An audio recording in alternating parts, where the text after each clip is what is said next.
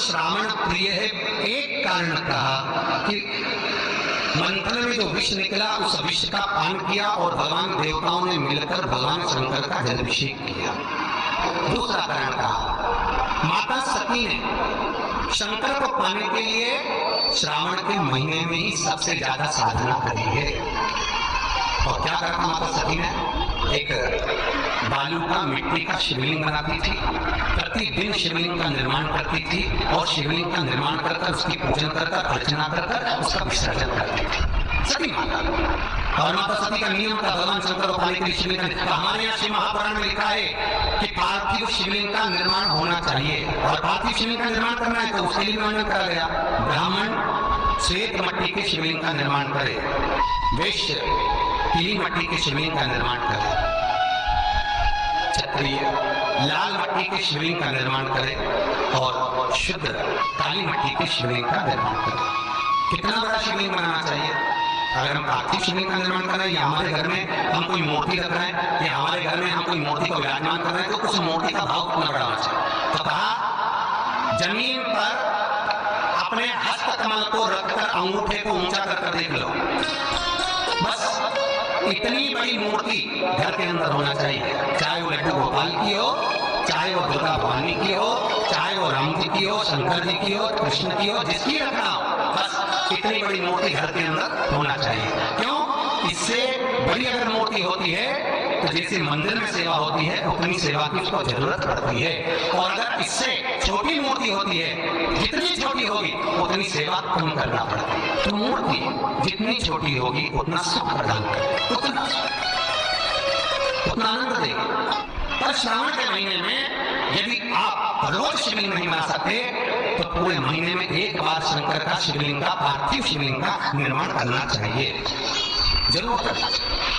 और पार्थिव शिवलिंग का निर्माण करके उसकी आराधना उसकी अर्चना उसकी नमः शिवाय ओम नमः शिवाय ओम नमः शिवाय नमः शिवाय। पार्थिव शिवलिंग का जब भी निर्माण करें किसी थाली में या पात्र में जिसमें भी आप निर्माण कर रहे हैं उस पार्थिव शिवलिंग को बनाने से पहले उसके अंदर पात्र के अंदर एक बेलपत्र रखें। बेलपत्र क्या आपको प्रथम कल कहा था, बेलपत्र का वृक्ष माता पार्वती के नयन अश्रु से प्रकट हुआ है और रुद्राक्ष का वृक्ष शंकर भगवान के नयन अश्रु से प्रकट हुआ है।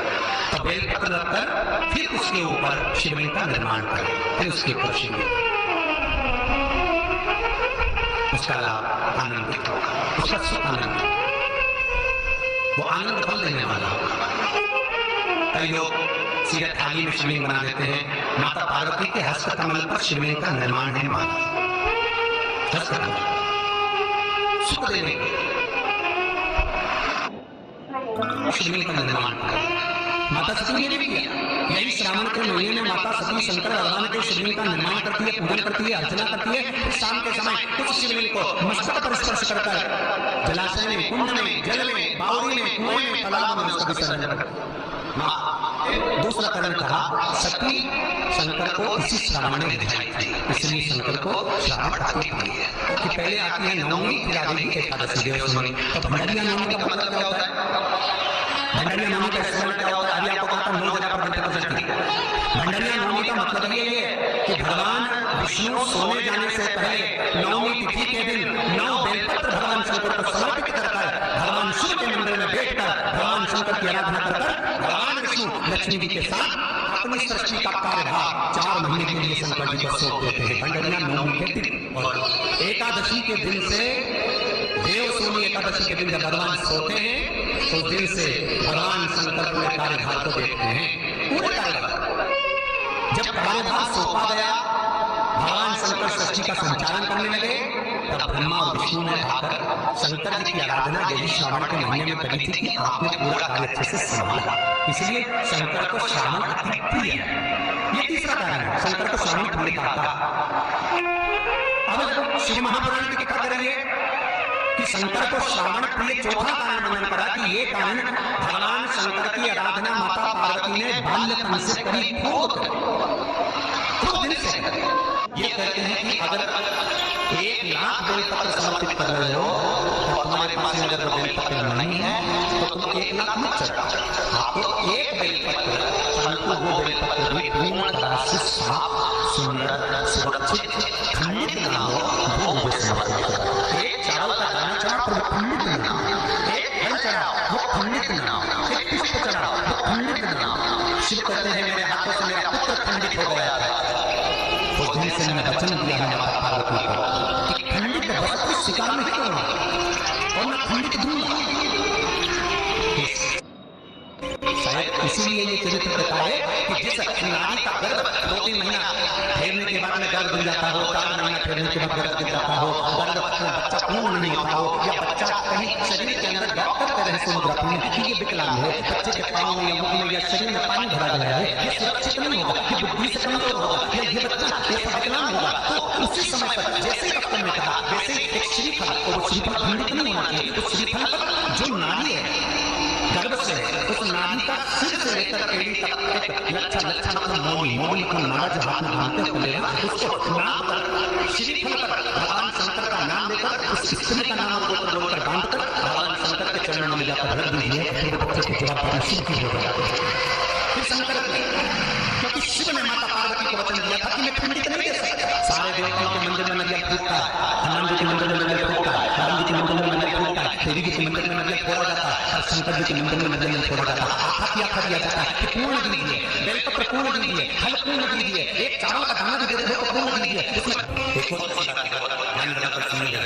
जितना अच्छा से मिलकर सुन रहे हो, यूट्यूब पर सुन रहे हो, फेसबुक पर सुन रहे हो, या इंस्टाग्राम पर सुन रहे हो, बहुत सावधानी से ध्यान दीजिएगा। कभी श्रावण महीने में अगर आप शंकर जी के मंदिर में जाए और शिव मंदिर किसी वृक्ष के नीचे हो, वट वृक्ष के नीचे हो, चाहे पीपल के वृक्ष के नीचे हो, चाहे वो आंवले के वृक्ष के नीचे हो, चाहे वो बेलपत्री के वृक्ष के नीचे हो, चाहे वो शमी के वृक्ष के नीचे हो, चाहे जिस वृक्ष कोई वृक्ष के नीचे अगर कोई शिवालय है, शंकर जी का कोई मंदिर या शंकर जी का कोई शिवलिंग रखा हो, तो एक गुरुवार किसी भी श्रावण महीने में हम जब भी किसी शिवालय में जाए जिस वृक्ष के नीचे शिवलिंग, उस शिवलिंग पर ये शिवलिंग रखा हुआ है, ये जलाधारी पर जहाँ शिवलिंग रखा हुआ है वहाँ कटी भाग माता पार्वती जी का हस्तकमल, उसके ऊपर रखा हुआ शिवलिंग, सामने अशोक सुंदरी और भगवान शंकर के दोनों पुत्र गणेश कार्तिक के ऊपर से चल रखा है जया विशाल सुंदरी कलकली देव, ये भगवान शंकर की कथा देखना। तो जो कटी भाग,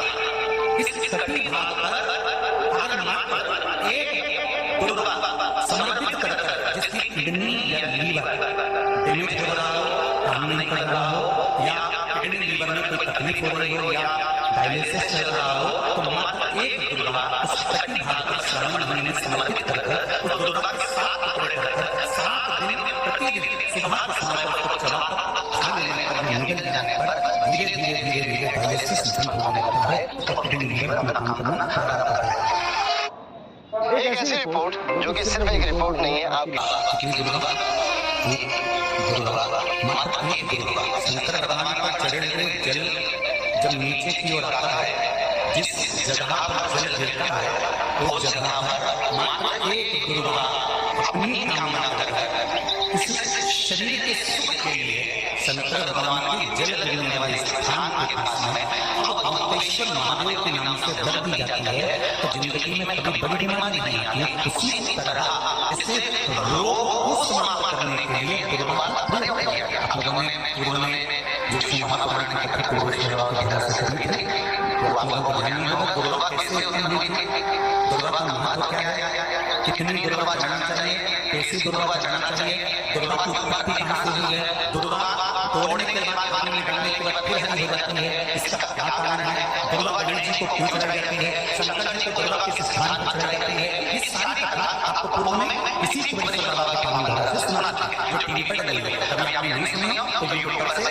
गुरुवार महापुराण की कथा निकालकर उसको सुना सकते, उसको वर्णन किया कि इस गुरुवार का महत्व क्या है। गुरुवार क्या मात्र एक गुरुवार शिवलिंग पर चढ़े हुए जल जहाँ से नीचे की ओर गिरता है, उस जगह पर मात्र अपने शरीर की कामना करते हुए भगवान से रोग मुक्ति के लिए एक गुरुवार का समर्पण कर दिया जाए, तो कोई बड़ी बीमारी जिंदगी में नहीं नहीं ग्रसित नहीं। श्रावण के महीने की श्रावण से महापुराण की कथा सुना एक बात ध्यान से बताना, जितनी सौभाग्यवती माताएं होती हैं ये सत्यानारायण की कथा 13 की जन्म करती हैं, 14 की जन्म करती हैं, बीच में कोई 16 नंबर पर ध्यान करेंगे तो भी सौभाग्य संबंध बनेंगे, ध्यान करेंगे तो भी सौभाग्य संबंध बनेंगे, कोई कार्य करेंगे तो भी सौभाग्य के संबंध बनेंगे। सौभाग्य की सामग्री का दान किया जाएगा। सौभाग्य सूचक वस्तुओं का दान क्यों किया जाता है? सौभाग्य की वस्तुएं क्यों प्रदान करनी चाहिए, क्यों दी जाती है, उसका कारण क्या है? क्यों देते हैं?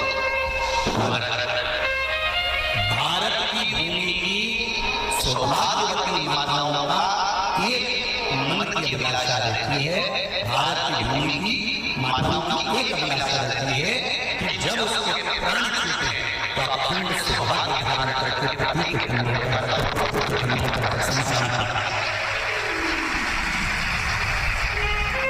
ये भारत की भूमि की माताओं की सोच, उनके मन का संकल्प, उनके मन का भाव। क्यों देते हैं चूड़े का दान, क्यों देते हैं बिंदी का दान, क्यों देते हैं अखंड सौभाग्य का दान?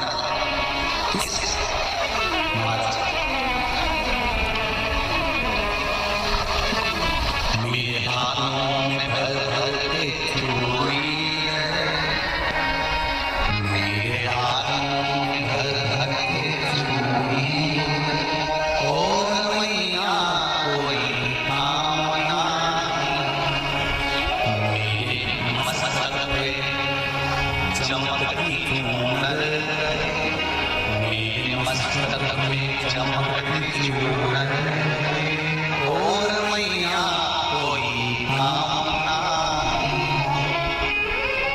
मेरी मांगों में भर भर के सिंदूर है, मेरी मांगों में भर भर के सिंदूर है, और मैया कोई कामना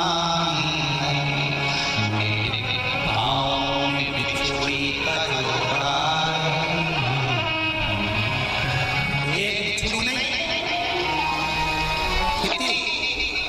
2, 3, 4, 5, एक एक पाँव में जोड़ से बिछुड़ी होना चाहिए, केवल एक में नहीं, सिंगल नहीं। तो आजकल का फैशन हो गया हमारा, जो केवल एक बिछुड़ी धारण कर लो उसी में फैशन नहीं लगते। श्रावण की महापुराण की कथा कहती है, जब बेटी को विदा करा जाता है और पहली बार बेटी के पांव में जब बिछुड़ी डाली जाती है तो वो बिछुड़ी अलग अलग नहीं होती, उस बिछुड़ी के जोड़ को चेन से एक दूसरे से बंधा हुआ। बोलो सही है गलत?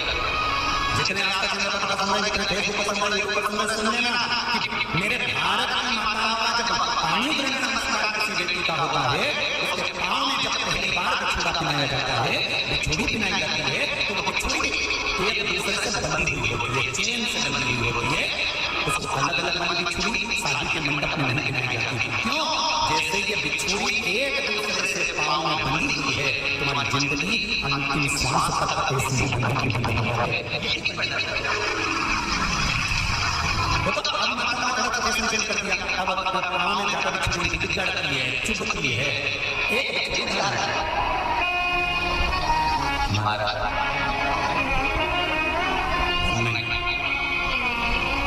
बिछुड़ी दो जोड़े से हमारी माताएं, भारत की भूमि की जो माताएं, ये चूड़ी हाथ में पहनती है तो जोड़े से पहनती है। बोलो जैसा सही है कि गलत है? एक अकेली चूड़ी माताएं हाथ में धारण नहीं करती है। अगर भारत की भूमि की संस्कारित माताएं हैं और भारत की भूमि की सभ्यता और संस्कृति को जानती है तो अकेली चूड़ी नहीं, जोड़े की चूड़ी पहनेगी, 2 जोड़ा डालेगी, 4 डालेगी, 12 डालेगी, सिंगल नहीं। श्रावण के महीने की महापुराण की कथा, जिसका नाम श्रावण की महापुराण की कथा कहती है, पार्वती जी ने और गंगा जी ने ये चतुर्मास में जितना सौभाग्य का दान दिया है, उनके बराबर दुनिया का कोई व्यक्ति इतना सौभाग्य का दान नहीं दे सकता। जो माता गंगा और पार्वती दोनों मानते हैं,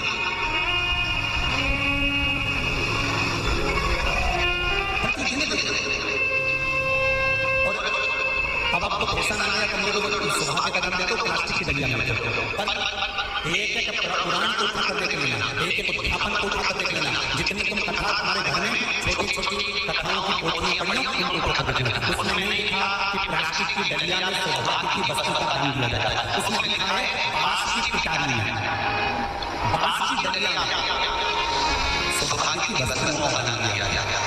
क्यों? क्योंकि बांस वंश की वृद्धि करता है, बांस सौभाग्य की वृद्धि करता है, और बांस अखंड